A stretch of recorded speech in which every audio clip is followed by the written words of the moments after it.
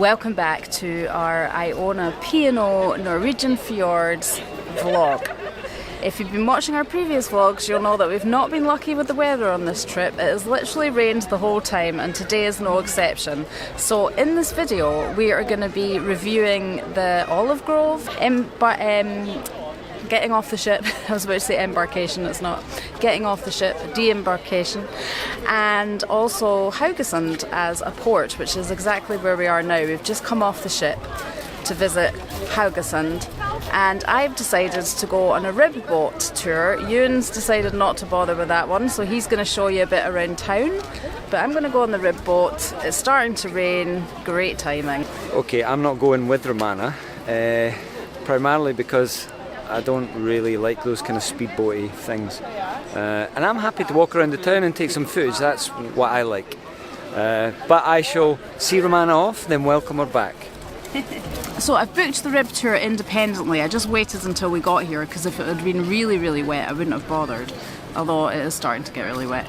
So I booked independently through a company called Viking Adventures, and it's a 2-hour rib boat that apparently goes through a few different islands. You get some information along the way, and for that it's coming out at £77 each, which yes is expensive, but this is Norway, that's just the prices. But if I'd booked through P&O I think it would have been quite a lot more, so I have saved myself money doing it independently. As soon as you get off the ship you literally just turn right and there's booths there. I booked online when we docked to shore, I just used my phone to book it, but you could come out and book it at the booth as well. So yeah, very handy. Don't let the kind of industrial look of this port put you off, because I've read some really good things about this place, and there's also some really lovely walks that you can do. Because I'm doing the rib boat tour, we're probably not going to have much time for that, but there is a walk that you can do to some sculptures called the Rising Tide statues, and they look really cool. So if we'd had more time we would have done that walk today. So if you don't fancy the adrenaline of a rib boat, then you can maybe check out that walk. I believe that you can get maps from the tourist information right outside the ship that will show you exactly how to get to the statues. So on a nice day I think that would be a really nice place to walk to. So this port was also once home to the Vikings, and if you're interested in that kind of thing there is also a tour that you can do to a Viking village. So I think that would be pretty interesting to do as well. And of course, like all the ports we've been to, you've also got the option of a hop-on hop-off bus, which is a good way, I guess, of seeing things, although I always find they're a little bit overpriced really for what they are. But if you don't really want to walk and you just want to get a feel for a place, then that's probably a good idea.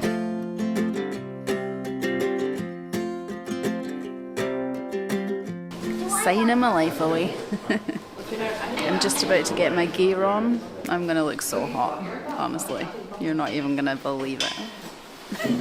I've got a feeling I might look like the Michelin Man with this on. But if it keeps me warm and dry, I don't care. Oh yeah, it's gonna keep me warm.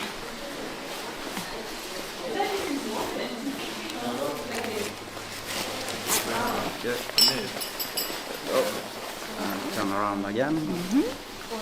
Got my life jacket on. Suited and booted. And I'm ready to go.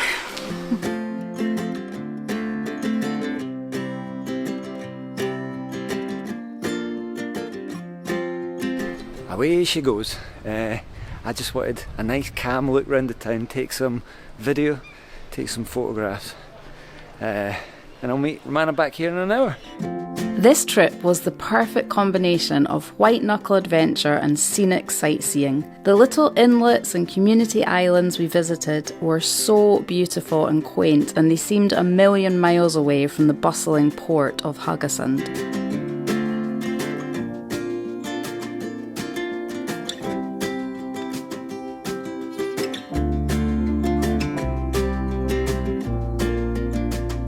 Haugesund claims to be the ancestral home of Marilyn Monroe. Her grandfather, a local baker, emigrated to the US from Haugesund in 1878. Her statue is a 4-minute walk from here. So I'm heading back over the big grey bridge. I only spent about 15-20 minutes in the town having a look around. It's really cute. Definitely worth a walk around. I'm going back now to meet Romana and see how she got on with the rib boat.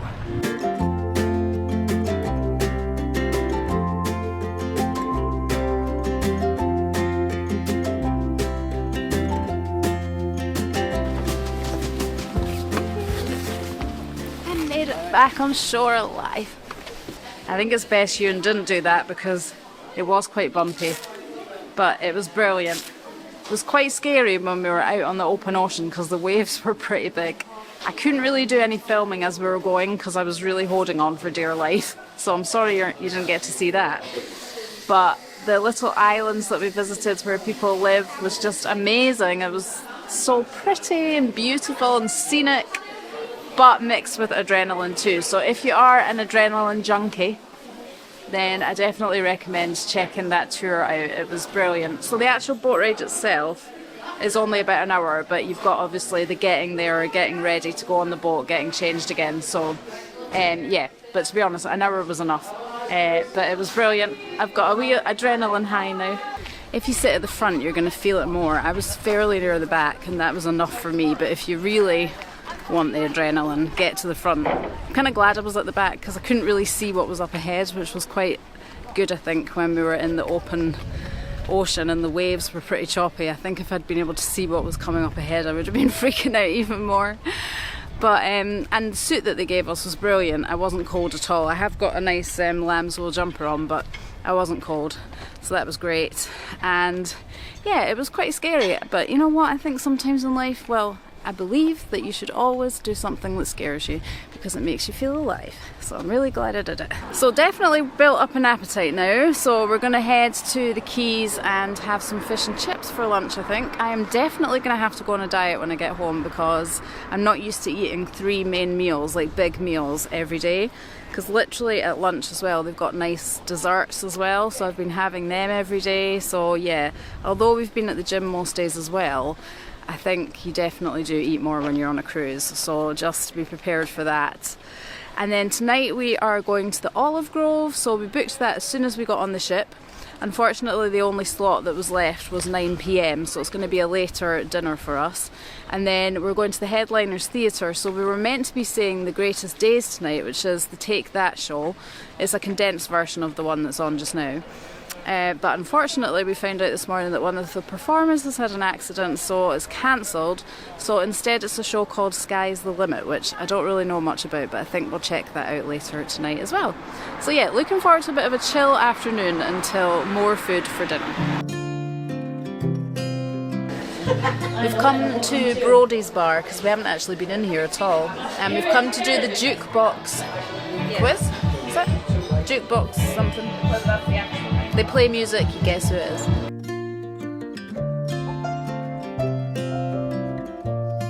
I'm just having a little gin liqueur in the room before dinner. Tonight we are going to the Olive Grove, so that's included in your complimentary, well, they're not complimentary, let's be honest, we've paid for this, but they're included in your kind of dinner allowance.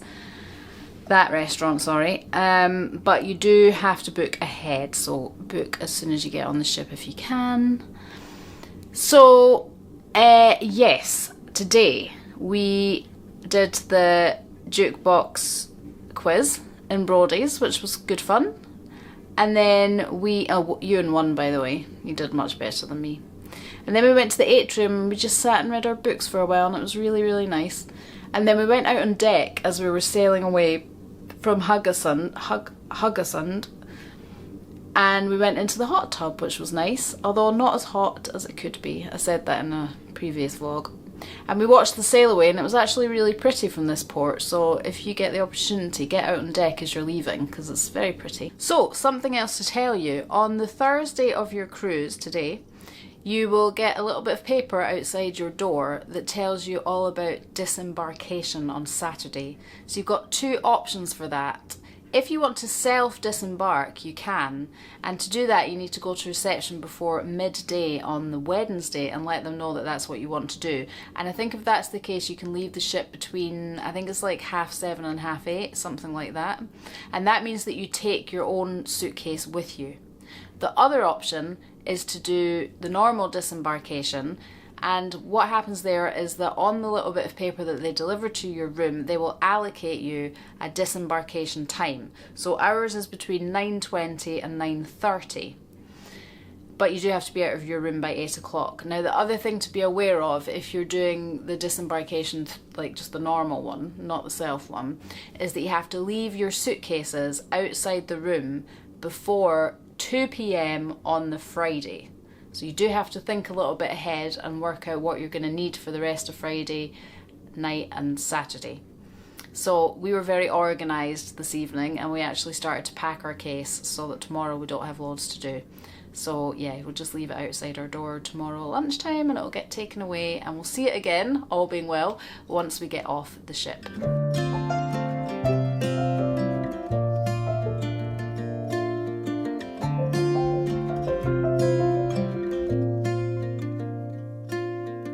We're in the olive grove, and I'm really loving the table that we've got because we're right in the kind of glass conservatory. We've got a lovely view out to the sun. It's the first time we've seen the sun, as Donald just pointed out, since we left home, more or less. So yeah, it's just the perfect setting. I'm hoping the food is as beautiful as the surroundings. The sun's shining right through the window. It's absolutely gorgeous. And I thought it was a mermaid that passed there, but it's somebody all sparkly.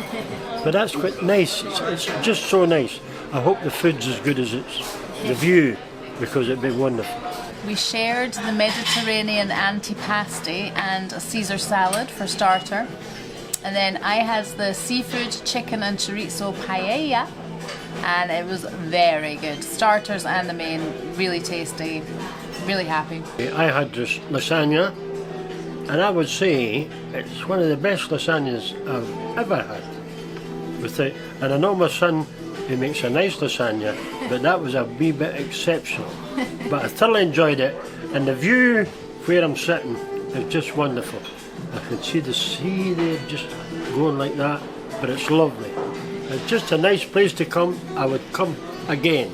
I had peri peri chicken, chips, salsa. It was really nice. Once again, we're going to have 3 courses. We're going to have a chocolate cake with cream. Oh, sure.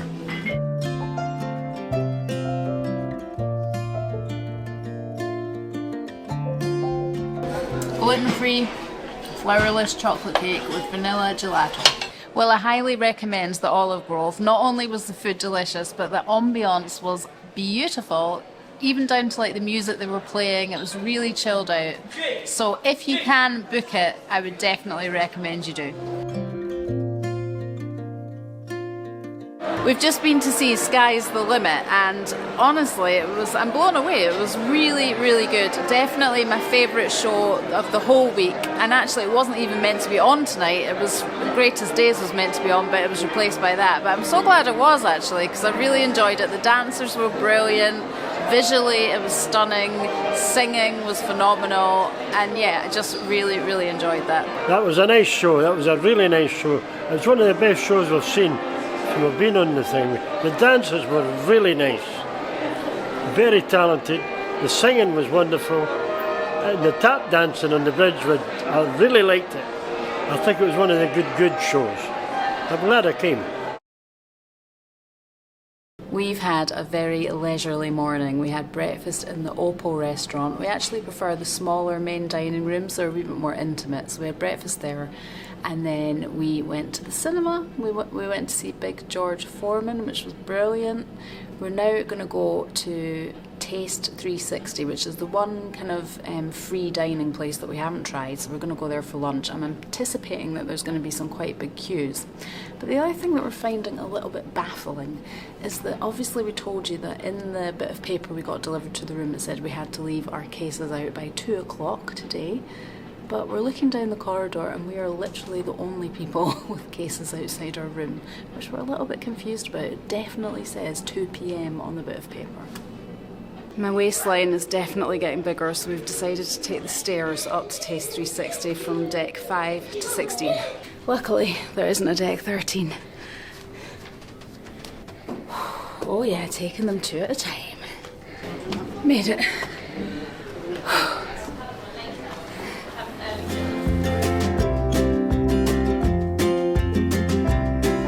We're here at 360. The queue didn't actually take too long.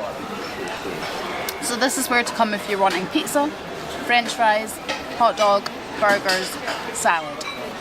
And the great thing is that they also do gluten-free pizza, which is what we're going to have. So you do need to actually ask for the gluten-free pizza, and if you do, he'll make it fresh for you. And that's actually kind of a good tip if you are gluten-free throughout the whole ship. The menus in the main dining rooms will tell you what's gluten-free, but they can also adapt some dishes to be gluten-free. And also at breakfast and things, you can ask for gluten-free bread, gluten-free toast, because it's not always out on display. So don't be shy to ask, because they always have stuff. They've got gluten-free crackers as well at lunchtime that they keep behind the bar that you wouldn't really notice at the buffet, so make sure you ask. Good gluten-free pizza, nice crispy base, but not too chewy. So you can get margherita or pepperoni. And it's located in the Sky Dome, but don't even think about swimming in the pool in the Sky Dome unless you've got kids, because it is literally just a kids' playground in there, screaming, splashing. So yeah, you're not going to get a swim there, but obviously there is the beachcomber that we showed you before that's upstairs. That's adults only. We've enjoyed our last day on Iona. After having our pizza and chips, we sat out on deck 8 for a while on one of the sun loungers, read our books and things. The sun did come out for about 10 minutes, so it was actually really nice when the sun came out. It was quite warm, but unfortunately it didn't last long. So yeah, now we are about to go to the Limelight Club. So I'm looking forward to this. We booked it before we came. It's an act called, we're going to put the name up on the screen because at this point in time I have no idea how to pronounce it, but it's a drag act. Apparently she was on, I think it was Britain's Got Talent, but again I'm not entirely sure. But really good reviews, so I'm looking forward to this one. So with the Limelight Club you get a meal and a show. It starts at 7:30, but I did read that it's best to get there ahead of time, maybe like from 7 o'clock onwards, because if you wait, you're not going to get as good a seat, and there's a few pillars in the venue for the Limelight Club, and if you're late, you might end up behind one of the pillars and not really being able to see the stage, which would be really disappointing. So we're going to go a little bit early and hopefully get a good seat. And then once we've disembarked tomorrow morning, we're going to give you a full roundup of what we thought of this cruise. Obviously this was our first ever cruise, we're totally newbies to all this, so we'll share with you all our thoughts about what we felt about the whole thing. But for now, I'm going to have this glass of wine and then head to the Limelight for more food, more drink, and then sleep.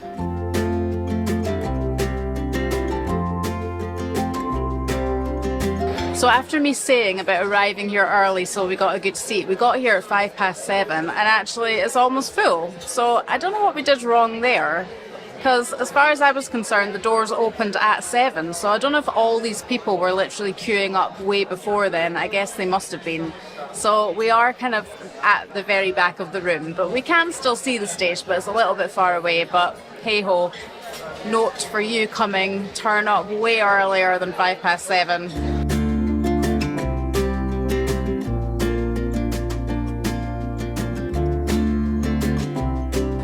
During our starters we got serenaded by a lovely lady singing some nice songs, and I had the smoked salmon, which was really delicious, really nice.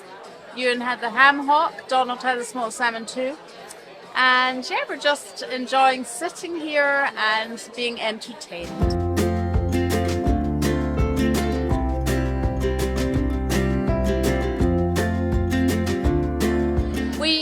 Just had our main course. We all had the fillet of beef and it was beautiful. I really enjoyed mine. Lovely gravy, some carrots, potato, leeks. Yeah, it was delicious.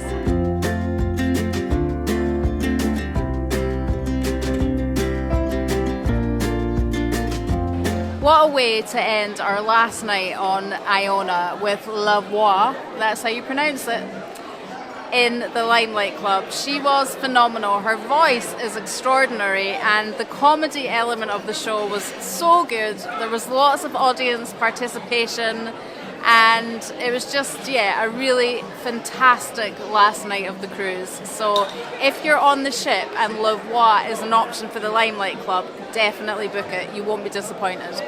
It's our last night in this lovely comfortable bed. We're back in the cabin. We're definitely not major night owls. It's only like 11 p.m. but that's fine for us.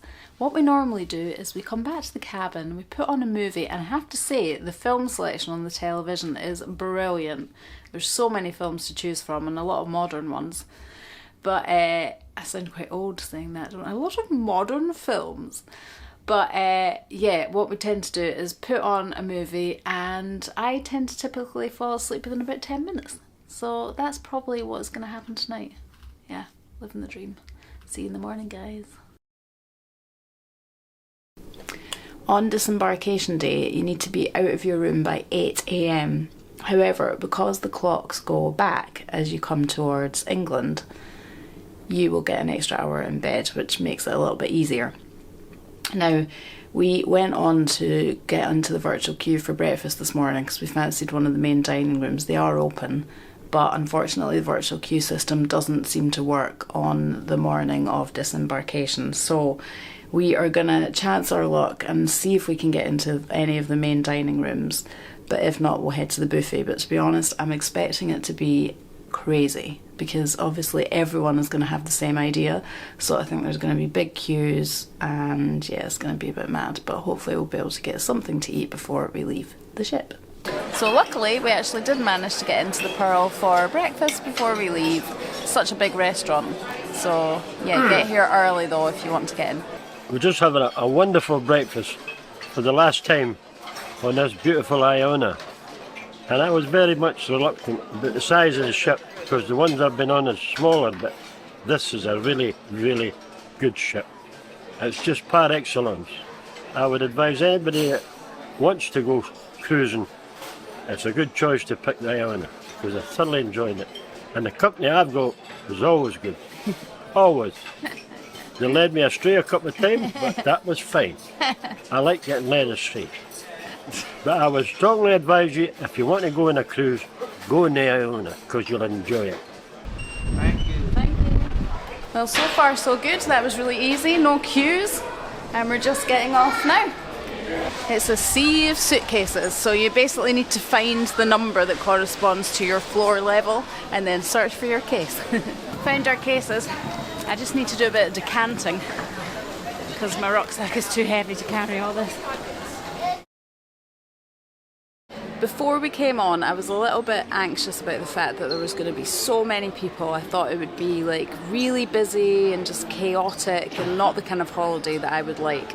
But I'm pleased to say that I was completely wrong in those assumptions. Even though there was a lot of people on Iona, it never really felt that busy. There was never huge queues. Even at the buffet, to be fair, it didn't seem too busy. Most of the time we were always able to get a seat eventually. So yeah, that didn't bother me too much.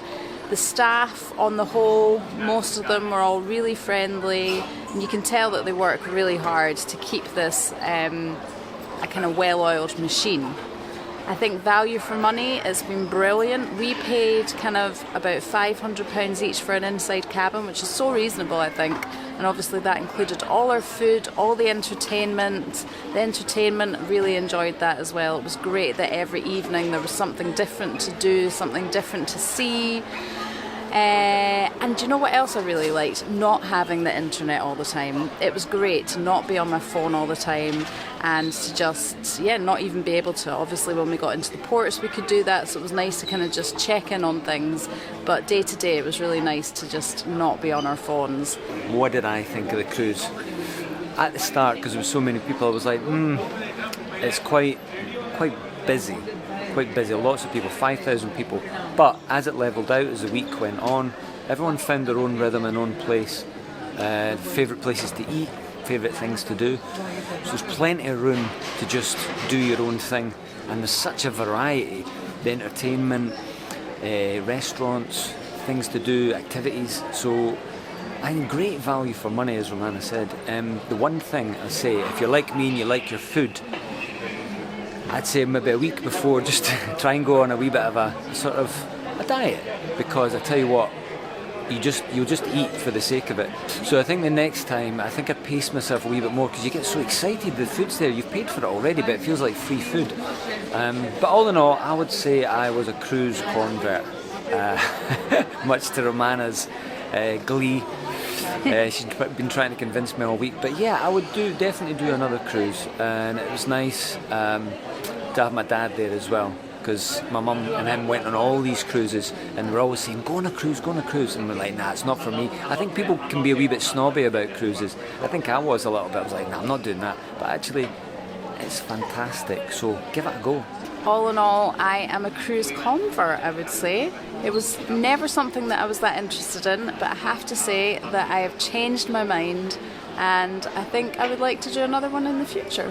We hope that you've enjoyed our series of videos. If you haven't watched our Everything You Need to Know Before You Go video, then check that out, because we share lots more tips that are good for kind of before you come on the boat, things to know. But yeah, thank you so much for watching. We bring out videos every week from different places throughout the world, so join us for more, and who knows, in the future we may be on another cruise.